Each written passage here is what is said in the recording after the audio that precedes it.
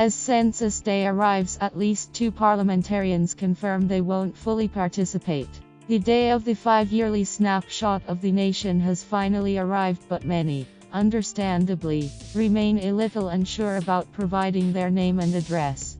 For the first time in the year history of the census, Australians are this time compelled to provide their names and addresses, alongside other answers, prompting an outcry from privacy protectors. A social media campaign to boycott the name and address requirement of the census has been rapidly gaining momentum in the past few weeks, and dissenting voices have been growing louder over the past few days. A former Deputy Privacy Commissioner, Anna Johnston, added her weight to some high-profile name and address boycotters, including 3 senators, Nick Xenophon, and the Greens' Scott Ludlam and Sarah Hanson-Young. So, what happens if you decide to follow suit, or perhaps provide a false name to protect your identity?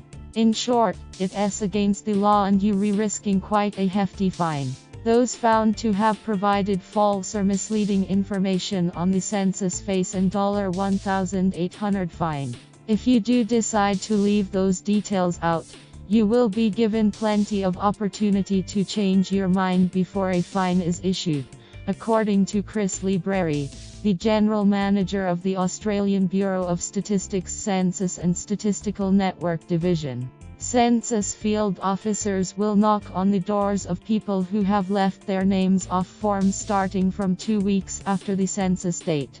Those who continue to refuse will most likely be referred to the Director of Public Prosecutions. Mr. Libreri noted, however, the fine rate is low. Less than 100 people were fined after the 2011 census. It's never our decision to fine people. We go through our own processes, which are extensive, and if it comes to outright refusal and there are no extenuating circumstances, we would raise that with the DPP, and if the DPP wants to proceed, it goes to a federal magistrate, he said. However, people opting to leave their name off the form does not exclude their information being used, Mr. Libreri said. It's the same as every bit of information. We use everything we possibly can, he said. Names and addresses will be stored for 4 years this year, another point of contention, as they have previously been stored for 18 months before being destroyed.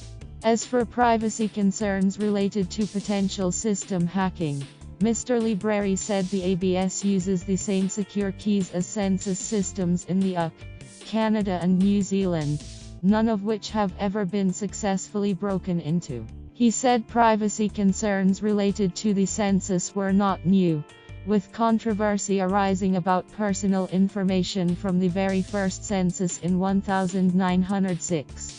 Contrary to media reports in recent days, he said there had never been any discussion about commercialization of census data. Census data is free, he said.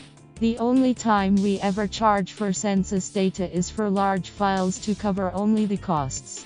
As for the comments of former Deputy Privacy Commissioner Ms. Johnston, who wrote at the weekend she would refuse to provide her name and address, Mr. Libreri said she had not contacted the ABS to determine how the data would be securely stored. She has never spoken to us about the things we have put in place for this census. We have briefed all of the privacy commissioners, briefed the information commissioner and spoken to a number of people about security protocols, he said. What they are saying is technically what we are doing is quite good, it meets standards and best practices. There seems to be a lot of people who have left these roles making a lot of noise. Mr. Libreri said regardless, the privacy concerns seem to be having minimal impact. He said about 2 million people had completed the form online prior to Tuesday, with almost all providing their names and addresses. It's been an amazing take-up. We have been knocked out by the response, he said.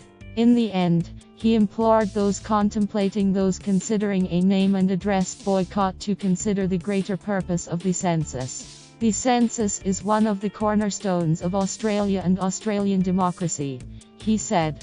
We operate under the same act we had in 1905, it has not changed. It was seen by our forefathers as an important building block for the nation. We have information about everywhere in Australia, and all that information is available for all Australians, so we can make decisions about building the nation. Every major investment decision in Australia looks at census data. It's quite difficult to add it up, but billions and billions and billions of dollars of decisions are made based on census data. Anyone with census inquiries should phone the Census Inquiry Service on 1300 214 531, or read our handy explainer, Kim Stevens at news.com.